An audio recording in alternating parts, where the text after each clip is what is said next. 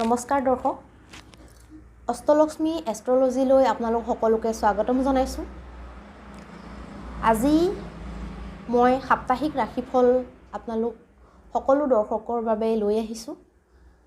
3 জানুৱাৰী 2022 পৰা 9 জানুৱাৰী 2022 লৈ এই গোটেই সপ্তাহটোৰ প্ৰত্যেকটো ৰাশিৰ বাবে কেনেকুৱা ফলাফল হ'ব আমি তাকে আজি এই ভিডিঅ'টোত জানিম। গতিকে আপোনালোকে চাই থাকিব আৰু প্ৰত্যেক ৰাশিৰ বাবে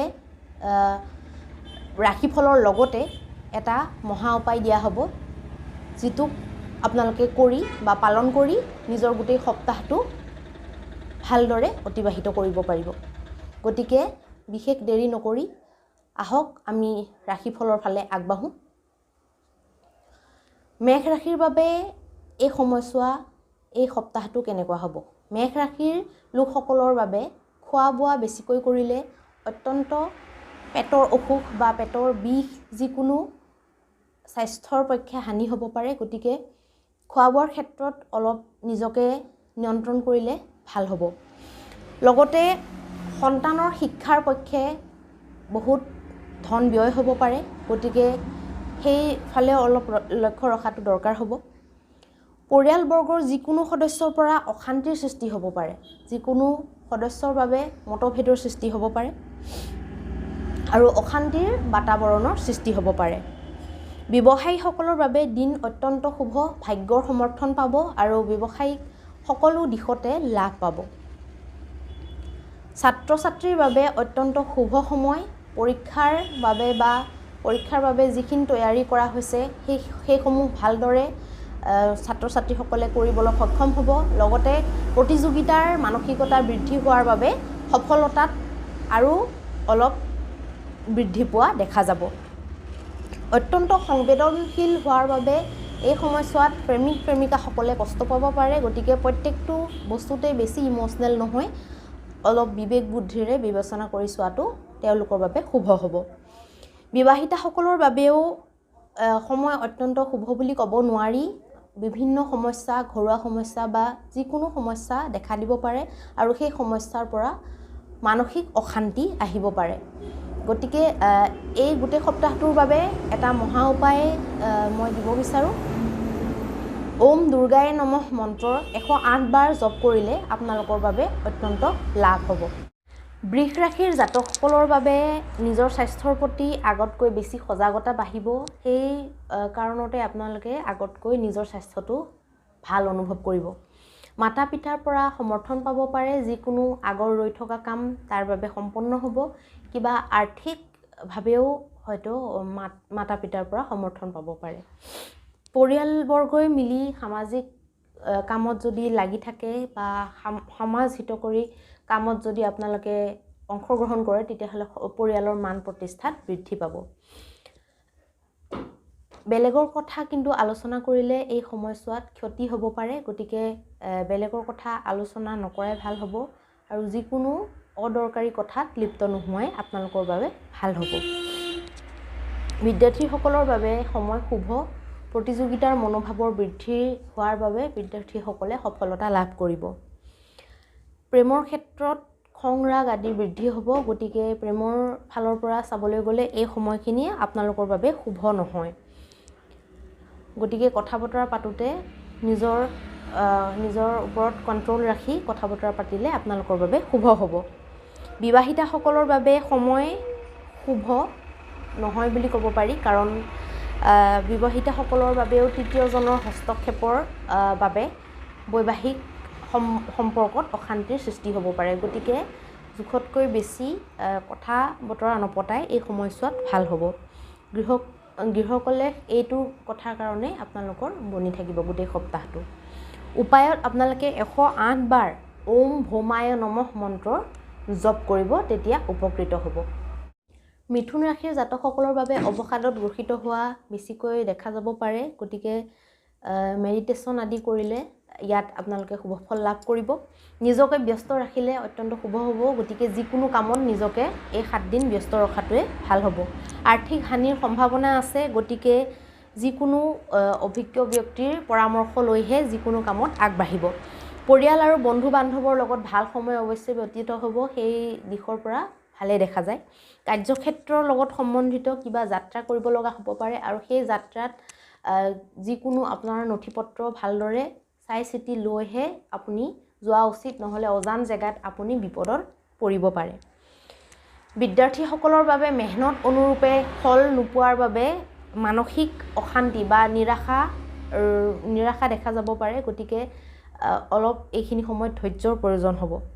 প্ৰেমত উথল পুথল মচি থাকিব পাৰে, গতিকে প্ৰেমৰ ক্ষেত্ৰত এই সময়খিনি শুভ বুলি ক'ব নোৱাৰি, গতিকে এই সময়খিনি নিজৰ কামত ধ্যান দিয়াটোৱে বেছি ভাল হ'ব। আৰু বিবাহিতাসকলৰ বাবেও এই সময় শুভ নহ'ব, গতিকে কামৰ ব্যস্ততাত ইজনে সিজনক সময় দিব নোৱাৰিব আৰু তাৰ বাবে ক্লেশ হ'ব পাৰে। উপায়ত আপোনালোকে প্ৰতিদিনে বিষ্ণু সহস্ৰ নামৰ যদি পাঠ কৰে তেতিয়াহ'লে অত্যন্ত উপকৃত হ'ব। কৰ্কট ৰাশিৰ জাতকসকলৰ বাবে মানসিক শান্তিৰ বাবে দান পুণ্যৰ কামত লিপ্ত হোৱাটো আপোনালোকৰ বাবে ভাল হ'ব। সামাজিক কামত আগভাগ ল'লেও মান প্ৰতিষ্ঠাৰ বৃদ্ধি হ'ব, গতিকে সামাজিক কামত আগবাঢ়ি যোৱা উচিত। আকস্মিক ধন প্ৰাপ্তি হ'ব পাৰে আৰু এই আকস্মিক ধন প্ৰাপ্তিৰ ফলত খৰচত বৃদ্ধি হ'ব পাৰে, গতিকে সেইটো ক্ষেত্ৰত নিজকে অলপ সংযমিত কৰা দৰকাৰ হ'ব। বিদ্যাৰ্থীসকলে নিজৰ পৰিয়ালৰ সহায় সহযোগিতা লাভ কৰিব, গতিকে বিদ্যাৰ্থীসকলৰ বাবে শুভ সময়। আৰু ডাঙৰৰ সৈতে বিচাৰত মতভেদ নকৰাই ভাল হ'ব, যি কয় তাকে মনে মনে শুনি থকাটোৱে ভাল হ'ব। পৰিয়ালৰ সদস্যসকলৰ অৱশ্যে দাবীত যিকোনো নিৰ্ণয় লোৱাটো আপোনালোকৰ বাবে ক্ষতিকাৰক হ'ব পাৰে। প্ৰেমৰ কাৰণে এই সময়ছোৱা শুভ নহয়, গতিকে প্ৰেমিকাৰ মাজত অশান্তি সৃষ্টি হ'ব পাৰে। বিবাহিতাসকলৰ বাবে অকলে সময় কটোৱা বা ওচৰতে হ'লেও ক'ৰবাত দুয়ো মিলি ফুৰিবলৈ যোৱাটো অত্যন্ত লাভদায়ক সিদ্ধ হ'ব। ৰিমেডিত আপোনালোকে এই 7 দিনে গণেশ পূজা কৰিলে আৰু গণেশক দুবৰি অৰ্পণ কৰিলে উপকৃত হ'ব পাৰিব। সিংহ ৰাশিৰ জাতকসকলৰ বাবে নিজকে অত্যন্ত ভাগৰুৱা অনুভৱ কৰিব পাৰে, গতিকে ব্যায়াম, মেডিটেশ্যন এইবিলাকৰ জৰিয়তে আপোনালোকে নিজৰ শাৰীৰিক আৰু মানসিকভাৱে নিজকে সবল কৰি তুলিব পাৰিব। আনৰ সৰু সৰু কথাত এই সময়ছোৱাত বেছিকৈ গুৰুত্ব দিলে নিজৰ মনত অসন্তুষ্টি আহিব পাৰে, গতিকে আনৰ সৰু সৰু কথাত গুৰুত্ব নিদিয়াই ভাল হ'ব। ঘৰুৱা বিবাদ হ'ব পাৰে এই সময়ছোৱাত, গতিকে ঘৰৰ সদস্যসকলৰ লগত বেছিকৈ কথা বতৰা নপতাটোৱে আপোনালোকৰ কাৰণে শ্ৰেষ্ঠ হ'ব। কেৰিয়াৰৰ ক্ষেত্ৰত সমস্যা দেখা যাব আৰু উচ্চ শিক্ষাৰ বাবে প্ৰয়াসৰত যিবিলাক বিদ্যাৰ্থী সেইবিলাকৰ কাৰণে কিন্তু সময় অনুকূল দেখা গৈছে। কিবা বাধা যদি বহু দিনৰ পৰা চলি আছিলে সেই বাধা কিন্তু আঁতৰিব। প্ৰেমত মানসিক অশান্তি দেখা যায়, গতিকে বেছিকৈ কথা বতৰা নপতাই ভাল হ'ব। বেছিকৈ এইবিলাক কথাত লাগি নাথাকি নিজৰ কামত, নিজৰ লক্ষ্যত একাগ্ৰতা বৃদ্ধি কৰাটোৱে আপোনালোকৰ বাবে লাভ হ'ব। জীৱনসংগীৰ লগত মতভেদ নকৰাই ভাল হ'ব। এই সময়ছোৱাত দাম্পত্য জীৱনত নহ'লে অনেক কলহ ক্লেশ হ'ব পাৰে। আৰু ৰিমেডিত আপোনালোকে 7 দিনেই হনুমান চালিচা পাঠ কৰিব আৰু পাৰিলে হনুমান মন্দিৰ দৰ্শন কৰিব। কন্যা ৰাশিৰ জাতকসকলৰ বাবে কাৰ্যক্ষেত্ৰত অসফল হোৱাৰ বাবে বা অশান্তি হৈ থকাৰ বাবে কাৰ্যক্ষেত্ৰত অৱসাদৰ সৃষ্টি হ'ব পাৰে, কিন্তু ভূমিগত সমস্যা যদি কিবা চলি আছিল তাৰ কিবা সমাধান ওলোৱা দেখা যায়। পৰিয়ালত শান্তি দেখা যায়, পৰিয়ালত বিশেষ সমস্যা নাই। এই দিনকেইটাত ডাঙৰৰ পৰা সহায় সহযোগিতা লাভ কৰিব। এলেহুৱা স্বভাৱৰ বাবে কিন্তু ক্ষতিসাধন হ'ব পাৰে, গতিকে এলেহুৱা স্বভাৱ ত্যাগ কৰাটো শুভ হ'ব। বাহিৰা শত্ৰুৰ দ্বাৰা ক্ষতিসাধন হ'ব পাৰে। বিদ্যাৰ্থীয়ে কিন্তু নিজৰ উদাসীনতাৰ বাবে ক্ষতি পাব পাৰে, গতিকে পঢ়া শুনা বা যিকোনো পৰীক্ষাৰ ক্ষেত্ৰত উদাসীন স্বভাৱ আপোনাৰ বাবে শুভ নহ'ব। প্ৰেমিকসকলৰ বাবে শুভ সময়, মধুৰতম সময় ব্যতীত কৰা দেখা যাব। বিবাহিতাসকলৰ বাবে মনৰ আদান প্ৰদানৰ বাবে অত্যন্ত উত্তম সময়। বহুদিনৰ পৰা যদি কিবা কথা ক'ম বুলি ভাবি আছিলে, মনত যদি চলি আছিলে, সেই কথা ইজনে সিজনক কৈ পেলালে অত্যন্ত শুভ হ'ব। ৰিমেডিত আপোনালোকে গা ধোৱাৰ পিছত গৰুক ৰুটি ভাত বা যিকোনো তেনেকুৱা বিশেষকৈ ঘৰত যিটো ৰন্ধা বস্তু সেইটো ভোজন কৰালে অত্যন্ত উপকৃত হ'ব। জাতকসকলৰ বাবে স্বাস্থ্যৰ দিশৰ পৰা আগতকৈ ভাল দেখা গৈছে। আগতে চলি থকা যিকোনো সৰু সুৰা ৰোগৰ পৰিৱৰ্তন দেখা যাব, ভাললৈ আহিব। মদিৰা সেৱন কৰিলে কিন্তু অত্যন্ত ক্ষতি হ'ব পাৰে, গতিকে মদিৰাৰ পৰা দূৰত থাকিব। কিবা কামত যদি নিৱেশ কৰিব বিচাৰে বা কিবা যদি আৰ্থিক নিৱেশ কৰিব বিচাৰে এই সময়খিনি উত্তম সময়। পৰিয়ালৰ সদস্যসকল কিন্তু বিৰোধী হৈ থিয় হ'ব পাৰে, গতিকে যিকোনো যদি কিবা বিশেষ কথা এইকেইদিনত আলোচনা কৰিবলগীয়া আছে, গতিকে এই 7 দিনৰ বাবে সেই কথা স্থগিত ৰখাই ভাল হ'ব। কাৰ্যক্ষেত্ৰৰ বাবে সময় শুভ। প্ৰেমিকসকলৰ বাবে কিন্তু অৱসাদৰ সময়, চিন্তা নিৰাশা আহি থাকিব। বৈবাহিক জীৱনৰ বাবে সময় শুভ নহয়, বিভিন্ন পাৰিবাৰিক বা যিকোনো ল'ৰা ছোৱালীৰ পৰাই হওক সমস্যা হৈ থাকিব। ৰিমেডিত আপোনালোকে শনিৰ 108 বাৰ মন্ত্ৰ জপ কৰিব লাগিব। ওম শনিশ্বৰায় নমঃ এই মন্ত্ৰৰ আপোনালোকে 108 বাৰ জপ কৰিব লাগিব প্ৰতিদিনে, তেতিয়া উপকৃত হ'ব। বৃশ্চিক ৰাশিৰ জাতকসকলৰ বাবে বাহন চলাওঁতে অত্যন্ত সাৱধান হোৱাৰ দৰকাৰ। বাহন চলাওঁতে অন্যমনস্ক হৈ থাকিলে বা ফোনত কথা পাতি থাকিলে বা যিকোনো হোৱাটছআপ আদিত ব্যস্ত হৈ থাকিলে কিন্তু ক্ষতি সাধন হ'ব পাৰে। ধন আৰু সময় এই দুইটাৰে ক্ষতি সাধন হ'ব পাৰে এইখিনি সময়ত, গতিকে সাৱধান হ'ব। পৰিয়ালৰ বাবে কিন্তু শান্তিৰ সময়, মধুৰ সময় ব্যতীত হ'ব পৰিয়ালৰ লগত। জ্যেষ্ঠজনৰ সহায় সহযোগিতা লাভ কৰিব পাৰিব। কাৰ্যক্ষেত্ৰত মান সন্মান প্ৰতিষ্ঠা বৃদ্ধি হ'ব। বিদ্যাৰ্থীৰ বাবে সময় শুভ, প্ৰতিযোগিতাৰ মনোভাৱ বৃদ্ধি হ'ব আৰু উচ্চ আকাংক্ষাৰ বৃদ্ধি হ'ব। প্ৰেমিক প্ৰেমিকাৰ মাজত প্ৰয়োজনতকৈ অধিক বেছি যিবিলাক দূৰত থকা প্ৰেমিক প্ৰেমিকা এটা জেগাৰ পৰা আনটো জেগালৈ যাৰ বহুত দূৰ হয়, তেনেকুৱা প্ৰেমিক প্ৰেমিকাৰ ক্ষেত্ৰত বেছিকৈ জোখতকৈ বেছি ছ'চিয়েল মিডিয়াত কথা বতৰা পতা বা ফোন যোগে কথা বতৰা পতা বৃদ্ধি হ'ব। সেই কাৰণে কিন্তু নিজৰ লক্ষ্যৰ ফালে অমনোযোগী হৈ পৰিব আৰু ক্ষতি হ'ব।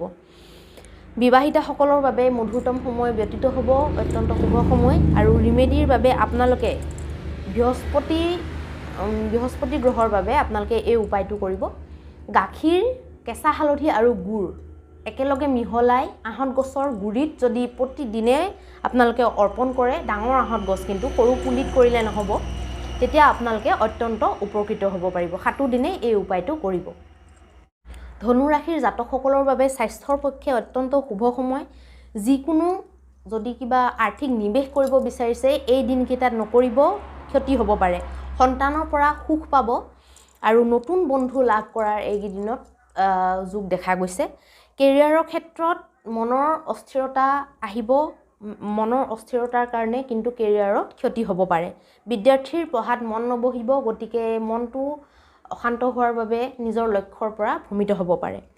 প্ৰেমিকসকলৰ বাবে গোপনীয় যদি নিজৰ কিবা সত্যতা আছে সেইটো নিজেই কৈ দিয়াই ভাল হ'ব ইজনে সিজনক, গতিকে যদি নিজেই নকয় তেতিয়াহ'লে তৃতীয়জন ব্যক্তিৰ দ্বাৰা কিন্তু সেইটো গম পোৱা সম্ভাৱনা দেখা গৈছে, গতিকে অত্যন্ত সাৱধান হোৱা দৰকাৰ। বিবাহিতাসকলৰ বাবে মানসিক অশান্তি বা কষ্টৰ সময়, এই সময়খিনি বিবাহিতাসকলৰ বাবে ঠিক নহয়। পৰিয়ালবৰ্গৰ ফালৰ পৰাই হওক বা যিকোনো ফালৰ পৰাই কিছুমান মানসিক চিন্তা আহিব পাৰে। ৰিমেডিত আপোনালোকে 108 বাৰ ওম নমো নাৰায়ণ মন্ত্ৰ জপ কৰিলে, এই 7 দিন ওম নমো নাৰায়ণ জপ 108 বাৰ কৰিলে আপোনালোকে উপকৃত হ'ব পাৰিব। মকৰ ৰাশিৰ জাতকসকলৰ বাবে সময় স্বাস্থ্যৰ পক্ষে শুভ নহয়, পেটৰ অসুখ হ'ব পাৰে, গতিকে খোৱা বোৱাত অত্যন্ত সংযমিত হোৱা দৰকাৰ। সমাজত কিন্তু মান প্ৰতিষ্ঠা বৃদ্ধিৰ সময় এই সময়খিনি আৰু আৰ্থিক নিৱেশৰ বাবে অত্যন্ত শুভ সময়। সন্তানৰ পৰা কিন্তু কিবা দুখ পাব পাৰে, সন্তানৰ কিবা কাৰ্যই আপোনাক দূষিত কৰিব পাৰে। কেৰিয়াৰৰ বাবে সময় শুভ। বিদ্যাৰ্থীৰ বাবে বিদেশ যোৱাৰ প্ৰবল যোগ দেখা গৈছে। যদি কোনোবা বিদেশ যোৱাৰ বাবে প্ৰয়াসৰত আছিল সেইসকলৰ বাবে অত্যন্ত শুভ সময়। প্ৰেমিকসকলৰ বাবে অত্যধিক ব্যস্ততাৰ কাৰণে মানসিক অশান্তি হ'ব পাৰে, ইজনে সিজনক সময় নিদিয়াৰ বাবে হাই কাজিয়াৰ সৃষ্টি হ'ব পাৰে। বৈবাহিক জীৱনতো তৰ্ক বিতৰ্কৰ ফলত অত্যন্ত অশান্তিৰ সৃষ্টি হ'ব পাৰে, গতিকে তৰ্ক বিতৰ্কৰ পৰা বিৰত থকাটো ভাল হ'ব। ৰিমেডিত প্ৰতিদিনে দুৰ্গা চালিচাৰ পাঠ কৰিলে আপোনালোকে উপকৃত হ'ব পাৰিব। কুম্ভ ৰাশিৰ জাতকসকলৰ বাবে স্বাস্থ্যৰ পক্ষে অত্যন্ত শুভ সময়। মন প্ৰফুল্লিত হৈ থাকিব এই গোটেই সপ্তাহটো। আৰ্থিক দিশত অৱশ্যে সামান্য ক্ষতিৰ সম্ভাৱনা আছে, গতিকে য'ত ত'ত আপোনালোকে টকা পইচা ইনভেষ্ট নকৰিব এই দিনকেইটাত। পাৰিবাৰিক দিশত বিভিন্ন সাল সলনি হোৱাৰ বাবে যিকোনো সাল সলনি হ'ব পাৰে পাৰিবাৰিক ক্ষেত্ৰত, তেতিয়া নিজকে বহুত ভাগৰুৱা অনুভৱ কৰিব পাৰে, গতিকে তাৰ কাৰণে আপোনালোকে কিবা মেডিটেশ্যন বা কিবা যোগ প্ৰাণায়াম এইবিলাকৰ সহায় লোৱাটো ভাল হ'ব। প্ৰেমিকসকলৰ বাবে ইজনে সিজনৰ ওপৰত সন্দেহ কৰাটো ঠিক নহ'ব। এই সময়ছোৱাত সন্দেহ কৰাৰ ফলত নিজৰ সম্পৰ্কত বেয়া প্ৰভাৱ পৰিব, গতিকে সন্দেহ নকৰাটোৱে ভাল হ'ব। বিবাহিতাসকলৰ বাবে সময় মধ্যম, বিশেষ ভালো নহয় বিশেষ বেয়াও নহয়। ৰিমেডিৰ বাবে আপোনালোকে ওম দুৰ্গায় নমঃ এই মন্ত্ৰৰ 108 বাৰ জপ কৰিলে উপকৃত হ'ব পাৰিব। অন্তিম ৰাশি মীন ৰাশিৰ জাতকসকলৰ বাবে এই সময়ছোৱা বিশেষ ভাল বুলিও ক'ব নোৱাৰি, বিশেষ বেয়া বুলিও ক'ব নোৱাৰি। কিবা বিশেষ কথাক লৈ মনত একেৰাহে ভাবি চিন্তি থকাৰ ফলত নিজৰ মনত অৱসাদ বা অশান্তিৰ সৃষ্টি হ'ব পাৰে, গতিকে একেটা কথাকে বেছিকৈ ভাবি নথকাটোৱে ভাল হ'ব। লোন আদি লোৱাৰ এই সময়ছোৱাত আপোনালোকে প্লেনিং কৰিব পাৰে। পাৰিবাৰিক জীৱন সুখকৰ দেখা গৈছে, একো অসুবিধা দেখা যোৱা নাই পাৰিবাৰিক জীৱনত। নিজৰ লক্ষ্যৰ প্ৰতি একাগ্ৰতা বৃদ্ধি কৰা আপোনালোকৰ কাৰণে দৰকাৰ হ'ব। নিজৰ লক্ষ্যৰ প্ৰতি যদি একাগ্ৰতা নাৰাখে বা সেই ফালৰ পৰা যদি ভ্ৰমিত হয়, আপোনালোকৰ যথেষ্ট ক্ষতি হ'ব পাৰে। নতুন ব্যক্তিৰ লগত চিনাকি হ'ব পাৰে, সেই চিনাকিৰ ফলত আপোনালোকৰ বহুতো লাভো হ'বও পাৰে। বিবাহিতাসকলৰ বাবে সময় অত্যন্ত সুমধুৰ সময় ব্যতীত কৰা দেখা যায় আৰু জীৱনসংগীক উপহাৰ যিকোনো সৰু সুৰা বা ডাঙৰ যিকোনো উপহাৰ দিয়াটো আপোনালোকৰ বাবে লাভদায়ক সিদ্ধ হ'ব পাৰে। ৰিমেডিত আপোনালোকে প্ৰতিদিনে 108 বাৰ বৃহস্পতিৰ মন্ত্ৰ ওম বৃহস্পতে নমঃ মন্ত্ৰৰ 108 বাৰ জপ কৰিলে উপকৃত হ'ব পাৰিব।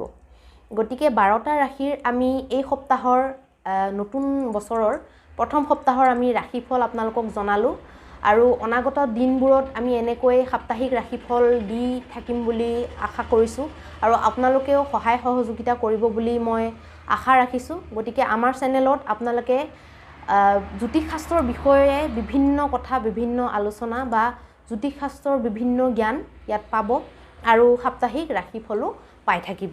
ধন্যবাদ।